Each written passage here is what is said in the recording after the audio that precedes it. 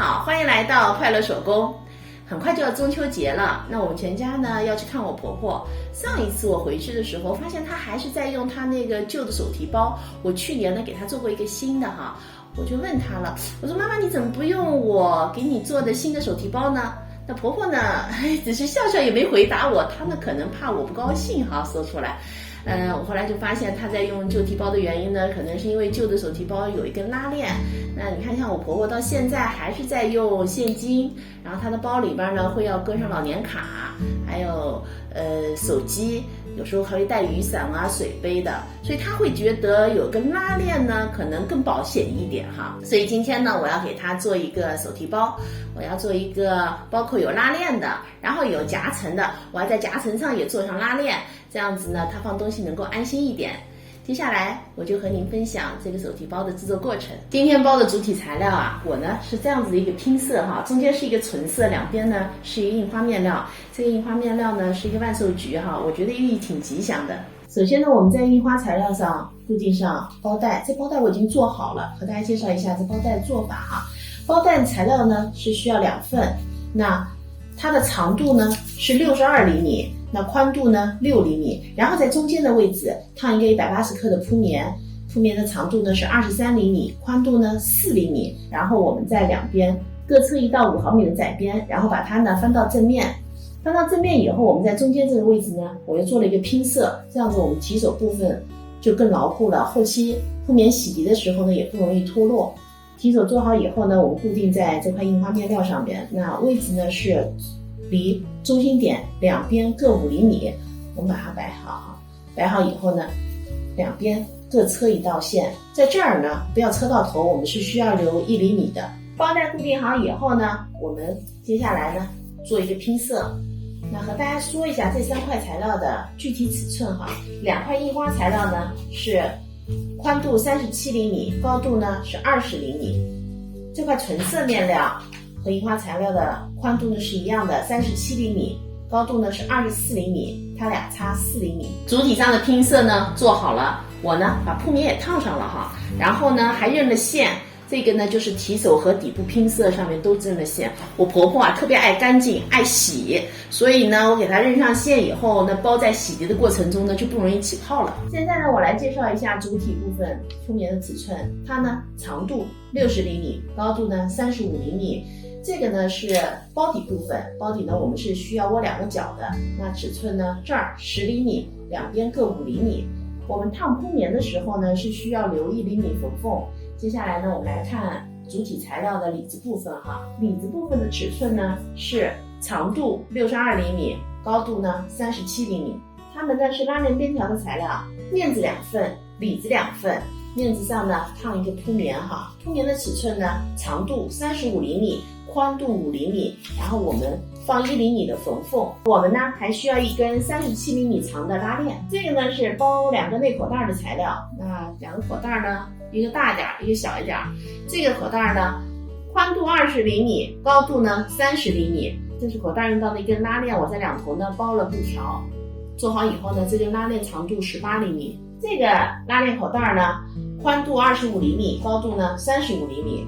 这个呢是它的拉链啊，这根拉链呢长度是18厘米。接下来呢我们就可以开始动手制作了。我们首先啊在里子上做上内袋，这是小的内袋材料，我们把这个材料呢对折哈，正面折在里边，然后车上这3条线，在这儿留一个反口。车好以后呢，我们翻到正面，材料呢翻到了正面，然后我在这个18厘米的边上呢固定上了小口袋的拉链。接下来呢我们把这个小口袋固定在里子上，那固定的位置呢是离这条边5厘米，这儿是中心点哈。我们把口袋材料搁上去，那中心点和中心点对齐，这个是正面哈，这是拉链头。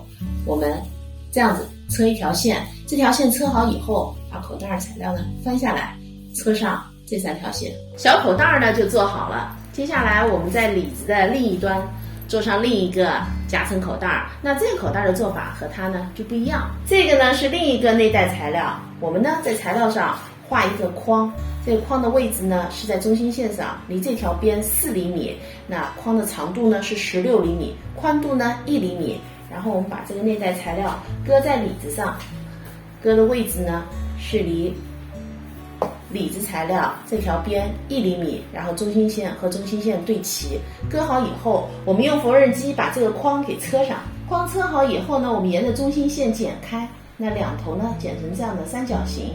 接下来呢，我们把口袋材料塞到反面，塞好以后是这样子的哈。我们在反面垫上一根拉链，垫好拉链以后呢，我们还是这个位置再侧一个框，把拉链给固定上。拉链固定好以后呢，我们把材料翻到反面，把这个口袋材料折上来，然后车上这3条边。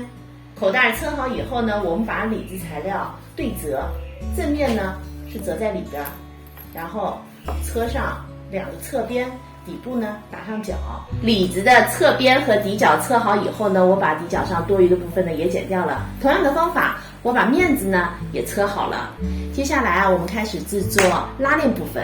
这2份呢是拉链边条的面子材料，我们呢把拉链给拉开哈，这样呢好做一点。然后把拉链搁在面子材料上，齿呢是冲外的。割好以后，我们在上面盖上里子材料。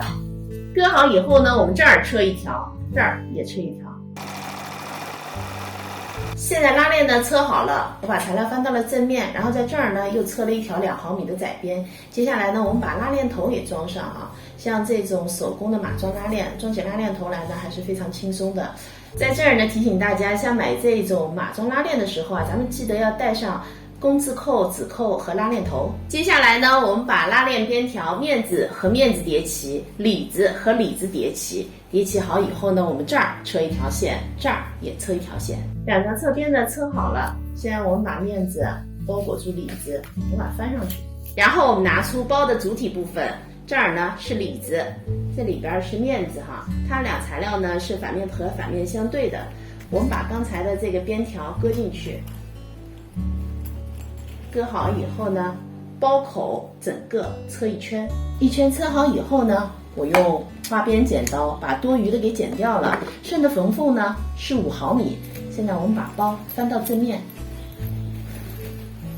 翻到正面以后呢，我们把这个拉链边条向下窝，窝好以后啊，我们在这个包口车一圈5毫米的线。包口一圈车好了，那整个包啊就制作完成了。我怕我婆婆夹层的不够用，我呢又拓展了一根丝带，一头呢装了一个龙虾扣，然后还给它做了这样子的一个卡包哈，这样子呢它又多了一个收纳的空间了。那这个包的容量呢，能够很轻易的放入水杯，还有折叠伞。我在包口的2侧呢装了低字扣，那扣上包带呢，我们就可以背起来了。这期视频内容就是这些了，感谢您花宝贵的时间来看我的视频，记得要帮我点赞哦，咱们下期再见。